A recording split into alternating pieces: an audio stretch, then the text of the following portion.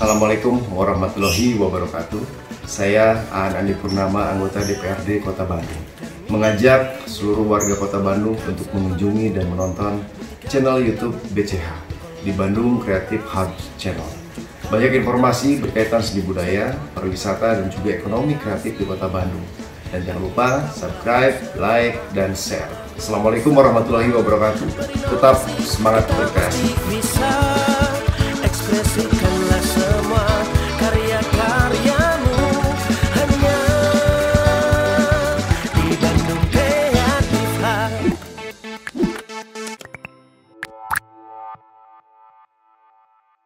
Assalamualaikum warahmatullahi wabarakatuh. Halo Sobat Kreatif, Sampurasun. Bertemu lagi bersama saya Rizky Sanjaya di program BCH Talk. Di BCH Talk kali ini kita akan banyak membahas tentang angklung, perkembangannya, awal mulanya, dan lain sebagainya.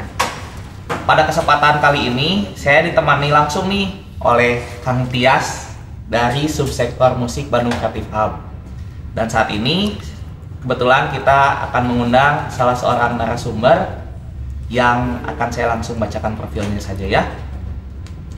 Yadi Mulyadi, SPD MSN.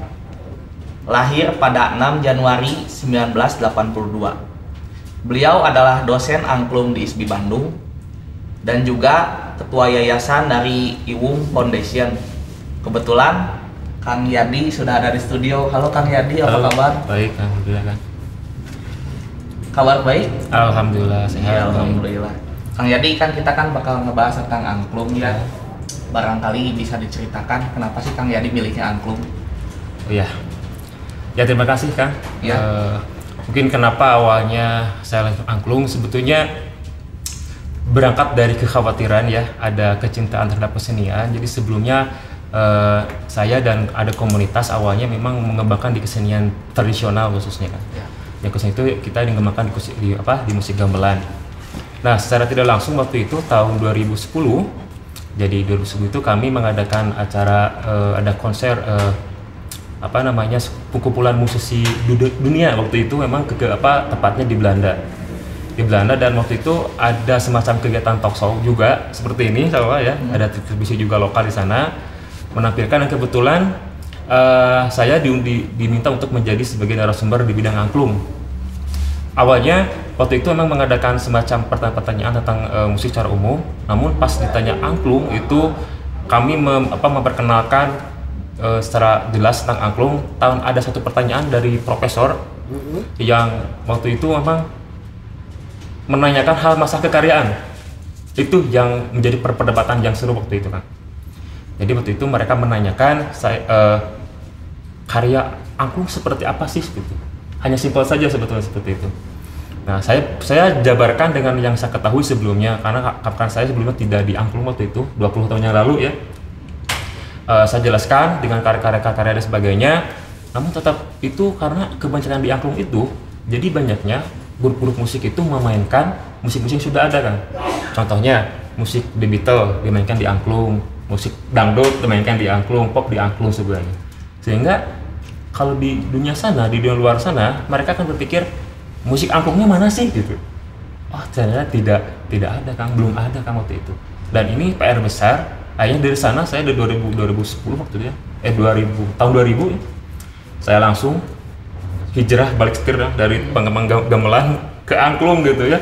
Karena artinya perlu ada semacam inovasi nih di angklung. Nah dari sana kita terus menggali angklung, mulai penelitian di angklung, bikin karya-karya angklung. Akhirnya angklung dengan harapan kedepannya tidak hanya nama saja gitu, tapi ada eksistensinya, yang mempunyai karya yang menjadi identitas angklung sendiri gitu. Itu saya awalnya. Jadi sampai sekarang alhamdulillah saya komitmen di angklung. Mungkin selamanya di angklung terus gitu kan.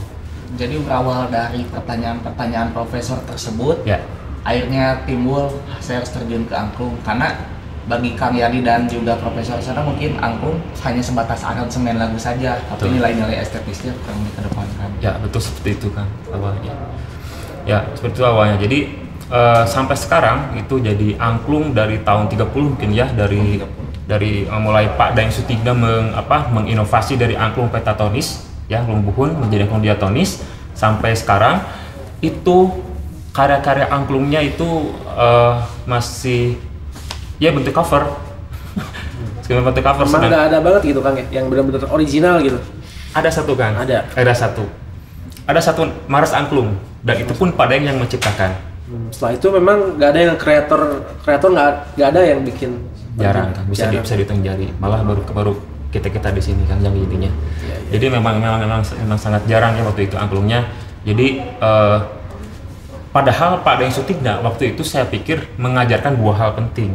Padaeng membuat aransemen angklung juga dan membuat juga karya komposisi angklung satu. Tapi mungkin bagi para pelaku penerusnya salah tertangkap atau gimana, malah aransemen cover ini yang dikembangkan gitu.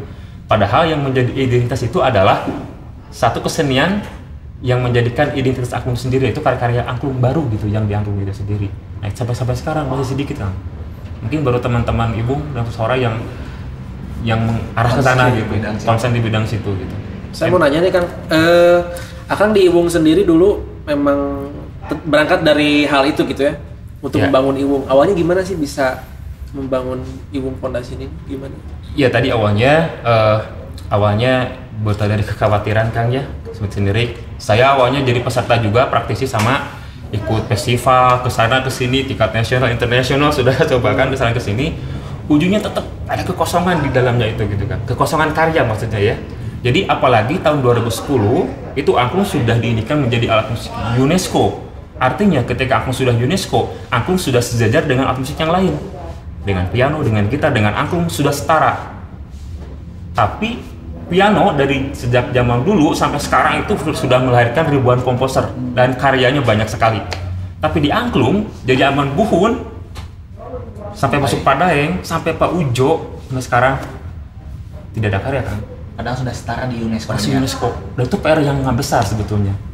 Ya selain nanti metodologi, pembelajaran dan inovasi alat itu beda lagi sudah ini ya. Kalau dari alat, alhamdulillah angklung sekarang makin berkembang kalau dari alat kan. Jadi mulai dari angklung besar ada Pak Ujo, dari pentatonis ke diatonis ke 2 tabung, 3 tabung. Sekarang ada angklung toel yang payayan dikreasi payayan Ujo. Terus kalau alat mah, tapi masalah musiknya karena angklung ini adalah alat musik kesenian bukan alat musik olahraga kan. Berarti produknya ya karya musik gitu ya. Nah ini yang jadi masalah yang masih belum ada gitu kan yang di angklung. Kalau kesulitan bikin komposisi di musik angklung ada nggak sih? Kesulitan ya, kalau masalah kesulitan relatif kan ya, artinya tergantung pengalaman seseorang yang bikin itu. Nah perlu digarisbawahi bahwa dari Padaeng Sutigna itu sampai sekarang mayoritas pelaku angklung itu banyaknya bukan dari akademisi musik kan. Jadi kebanyakannya mungkin ada beberapa orang lah dari Padaeng Sutigna, beliau melahirkan sebetulnya Padaeng Sutigna sudah melahirkan para akademisi musik yang konsen di angklung. Pertama ada Panano S waktu itu. Cuma Panano S, almarhum Panano S itu berkembangnya bukan di angklung, tetapi di gamelan kan. Dengan lagu Kalangkang Mengguhingnya akhirnya angklung tertinggalkan dan fokus di degung. Nah, satu lagi muridnya yaitu Pak Ujo. Alhamdulillah Pak Ujo sampai sekarang masih ada dan mengembangkan angklung. Tapi Pak Ujo lebih kepada pengembangan wisata mungkin ya. Tapi saya masih tetap dikritisi angklung Ujo pun di dalamnya masalah pengolahan karya masih gitu-gitu aja kan. Aransemen cover dan tidak ada inovasi menurut saya. Ya masih seperti itu dan kalau seperti itu terus ya nggak akan berkembang lah kalau saya dipikirkan. Jadi kesulitannya saya kira itu tergantung proses pembelajaran setiap orang masing-masing. Makanya dari itu karena angklung dan komposisi ini adalah suatu pembelajaran di dalamnya membutuhkan suatu keilmuan musik. Otomatis ya harus belajar tentang pendidikan musiknya kan. Saya kira kalau sudah belajar nggak akan sulit ya kan. Biasa ini kan seperti dari musik ya kan. Jadi saya kira nggak akan kesulitan gitu untuk bikinnya. Sejauh ini kan karya yang udah Akang bikin nih, repertoire angklung original sendiri udah ada berapa karya sih? Udah berkarya. Kita mulai dari tahun, karena Iwung berdirinya 2016 kan? Oh 2016 ya. Sampai sekarang udah 4 tahun ya, mau 4 tahun. Berarti satu tahun kita ada 2 kali konser. Rata-rata satu konser itu kita melahirkan 12 karya, 12 repertoire karya gitu. Ya kali 4 saja kan. Jadi memang tidak mudah kan untuk itu. Kalau untuk formatnya sendiri Iwung itu memang kan ada menggabungkan musik barat ya gitu kan, ada piano. Untuk konsepnya sendiri memang mengadaptasi dari tabuhan gamelan atau kayak gimana, mungkin untuk unsur musik jazz atau kayak gimana nih Kang? Oke, kalau dari Iwung, kebetulan Iwung itu nama yayasannya kan, tapi nama grup musiknya kita Sora, Oh, Sora Sora. Heritage ya, Iya. yang Sora. Jadi memang konsep musik Sora itu sebetulnya konsep secara keseluruhan kita memainkan musik tradisional dari Indonesia. Jadi yang diambilnya adalah esensi-esensinya kan, esensi yang kita ambil dipadukan menjadi musik kekinian gitu. Kita mengambil konsep glocalizer ya, jadi apa namanya, mengambil esensi musik tradisional yang dikembangkan kekinian ke zaman anak-anak sekarang, karena target utama kita adalah untuk pengembangan, dan otomatis kalau ke pengembangan yang harus kita berikan terus virus-virus positifnya adalah anak muda kan gitu. Jadi kita menggarawal dari anak muda itu dulu. Sebenarnya format kitanya pernah kita mengadakan format orkestra musik. Waktu 2017 kita mengadakan konser-konser besar juga di Taman Budaya Jawa Barat, itu sekitar 100 orang yang mainnya. Dan sekarang di sini kita menggunakan format yang kecil ya, yang combo ya, band gitu. Iya. Jadi kita fleksibel, yang penting kita melahirkan karya baru. Itu yang akan terus kami galakan gitu. Untuk proyek tersendiri yang terdekat apa sih Kang? Proyek dari Sora sendiri itu? Sebetulnya proyek terdekat kemarin bulan Maret kita sudah latihan proses lama, dan tinggal 5 hari lagi stop karena corona kan. Oh iya. dan Kepotong gitu ya. dan kita ada karya-karya 12 karya yang belum kemainkan. Nah, karena kita menunggu pending informasi buat berikutnya. Kang Yadi, nanti di sesi kedua kita akan bahas lebih panjang terkait planning jangka panjang, langsung kayak bisa diarahkan kemana sih musik-musik angklung itu ke depannya. Sekarang kita istirahat dulu, buat minum-minum dulu, kasihan juga Kang Yadi harus isi minumannya. Kita istirahat dulu yuk. Hanya di Bandung Kreatif Hub. Di Bandung Kreatif Hub.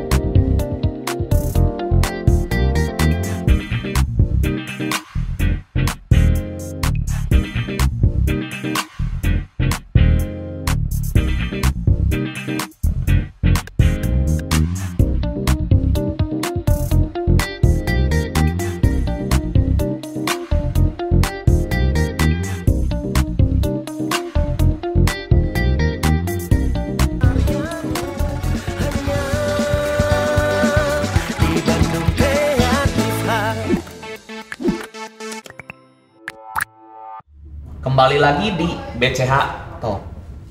Di sesi kedua ini, seperti yang tadi sebelum istirahat, saya akan tanyakan ke Kang Yadi, kira-kira ke depannya angklung itu bakal seperti apa sih di generasi mendatang?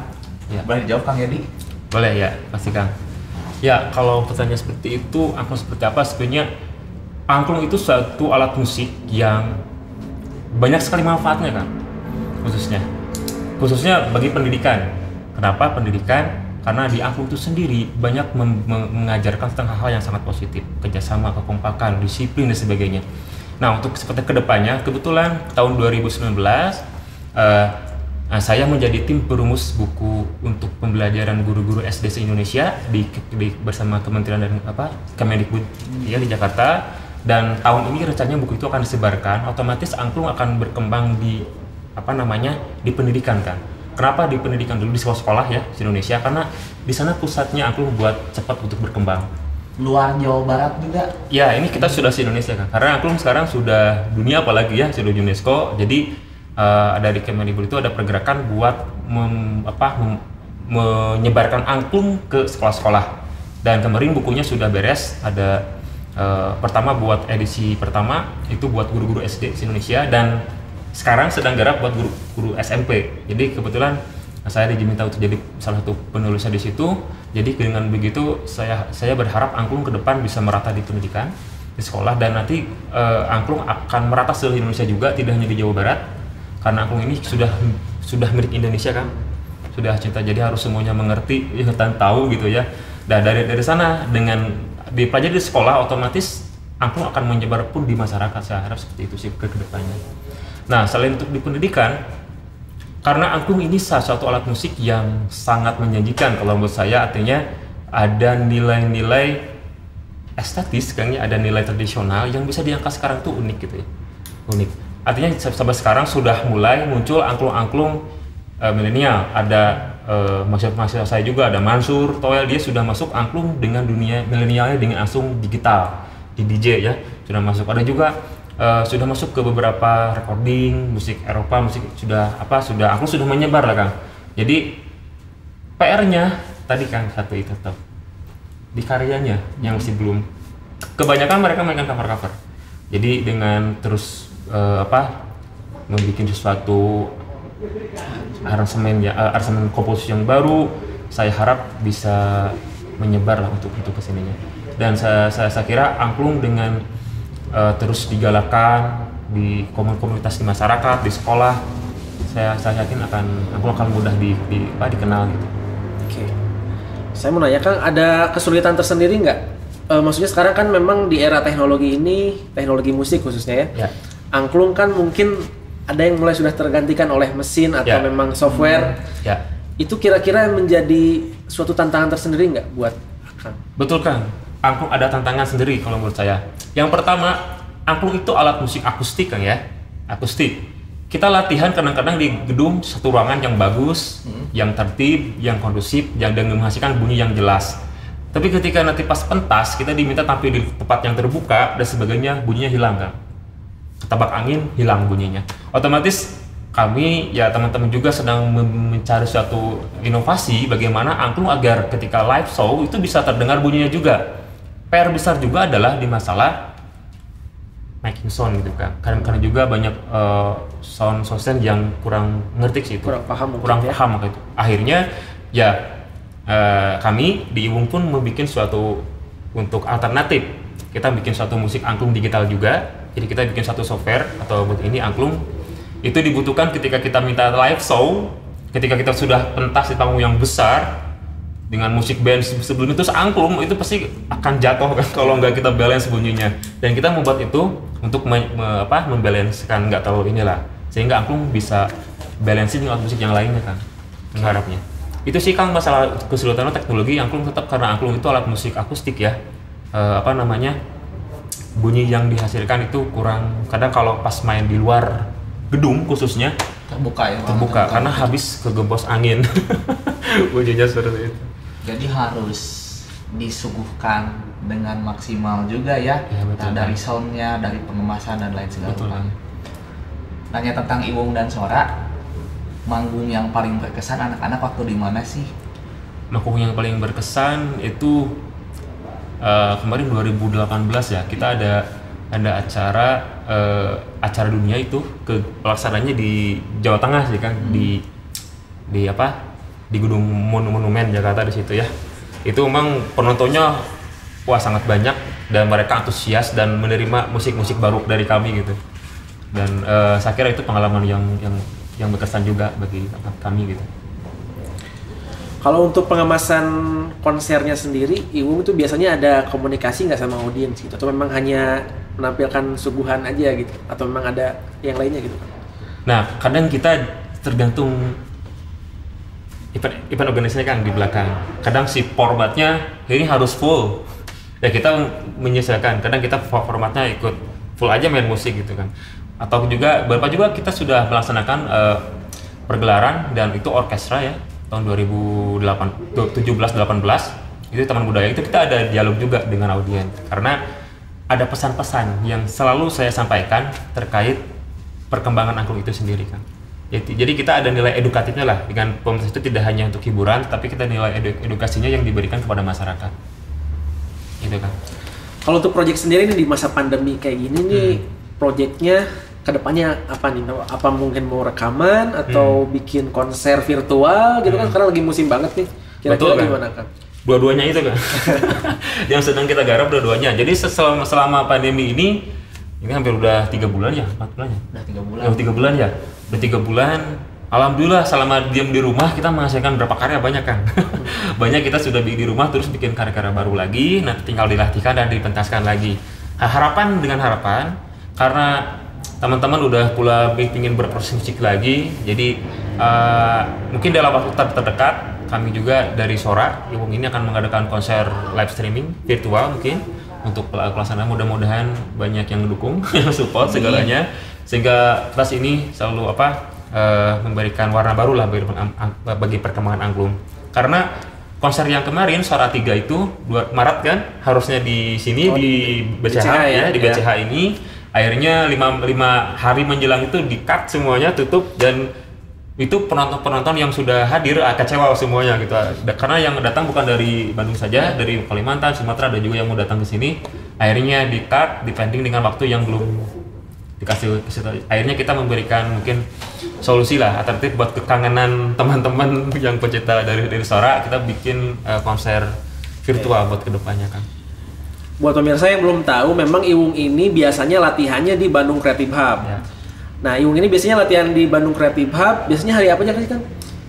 Kita kemarin hari Rabu dan Jumat kan ya. Rabu dan Jumat. Nah, mungkin buat yang belum tahu dan pengen tahu lebih dalam seputar angklung, bisa datang aja mungkin nanti ya setelah pandemi ini mungkin kan sudah dibuka lagi. Kita berkegiatan memang latihan itu disebut di setiap hari Rabu dan Jumat sore ya mulainya ya. Sore latihan. Kebetulan kemarin juga memang sudah mempersiapkan untuk konser ya Kang ya, latihan. Jadi memang latihan rutin di Bandung Creative Hub. Dan kita juga lagi ngegarap album sebenarnya Kang ya, album rekaman di Bandung Creative Hub. Ya, saya juga sangat berterima kasih kepada BCH yang sudah menerima kami buat terus berinovasi. Karena saya kira sangat layak atau sangat tepat lah dengan namanya Bandung Creative Hub, kreatif karena itu pusat gunung kreatif dan kita pun selalu karya-karya yang kreatif gitu. Jadi sangat cocok di sini. Mungkin kita juga sudah di sini sudah hampir 1 tahun ya Kang ya.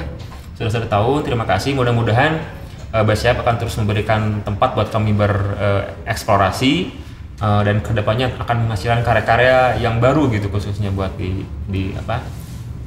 perkembangan angklung di Indonesia ini Kang. Baik, terima kasih Kang Yadi.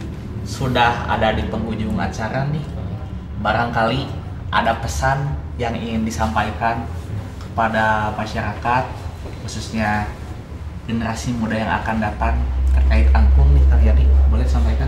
Ya, pesan dari saya mungkin ada 2, satu buat generasi muda, yang satu lagi buat secara umum. Yang pertama buat generasi muda, cintailah karya musik Indonesia. Kenapa? Ketika anda semua sudah nanti suatu waktu akan pergi kepergian ke keliling dunia, ke mancanegara, yang membuat kita bangga itu adalah karya kita sendiri. Yang mereka hargai adalah karya mereka sendiri. Karena apa? Itu menjadikan identitas kita sebagai bangsa yang besar, sebagai bangsa Indonesia yang mencintai dengan kesenian tradisionalnya. Yang selanjutnya adalah, pesan berikutnya adalah terapkan dan ikuti filosofi angklung. Filosofi angklung adalah saling gotong royong. Angklung tidak mungkin akan menjadi harmoni, tidak akan indah jika dimainkan oleh satu orang. Tapi kalau dimainkan secara bersama-sama, angklung akan menjadikan suatu melodi yang indah, yang menghasilkan suatu kenyamanan bagi semua orang. Dan itu mau diterapkan bagi masyarakat angklung. Jangan individualis, kita gotong royong, kita bersama-sama, mari kita wujudkan, kita bangun angklung ini menjadi kekayaan yang akan menjadikan besar untuk kita, untuk Anda semua, untuk keluarga Anda, untuk karir Anda, dan untuk sebagainya. Saya kira dengan angklung ini banyak hal positif dan harus kita jaga untuk kedepannya sampai angklung itu benar-benar menjadi suatu kesenian yang sangat mandiri dengan kekaryaan yang mempunyai identitas dan karakter tersendiri. Terima kasih ya. Untuk Kang Tia sendiri sebagai subsektor musik, ada program apa aja sih di bagian musik di Bandung Creative Hub? Oke, selain tadi Iwung kan memang Iwung berkegiatan di Bandung Creative Hub ya. Karena di masa pandemi ini saya berencana dan kita tim di Bandung Creative Hub berencana buat bikin BCH Music Corner dan running sendiri kayaknya mulai sekarang udah bisa dilakuin ya, syuting untuk Bandung lagi. BCH Music Corner. Nah, BCH Music Corner ini formatnya memang session live music yang direkam Nanti juga ada sesi streamingnya, menghadirkan band-band atau solois-solois pendatang baru yang ingin promosi juga. Mantap ya. Ya, kebetulan kan di sini memang di Bandung Creative Hub ini ada studio rekaman yang gratis buat siapapun yang mau rekam karyanya di sini gitu. Baik, semoga bisa terlaksana dengan baik juga ya Kang Tias. Siap. Dari Kang Tias sudah, pesan dari Kang Yadi juga sudah. Semoga kita semua bisa mengambil manfaatnya, bisa memaknai hal yang baiknya untuk diaplikasikan di kehidupan kita selanjutnya. Terima kasih kepada Kang Yadi atas waktunya sudah mau datang. Kang Tias juga terima kasih sudah menemani saya di edisi kali ini. Jangan lupa terus tonton BCA Talk, karena di BCA Talk akan datang narasumber-narasumber yang gak kalah kerennya dari edisi kali ini. Saya Rizky Sanjaya pamit undur diri. Sampurasun, salam kreatif. Aksi, satu tempat untuk berkreasi. Ayo kawan.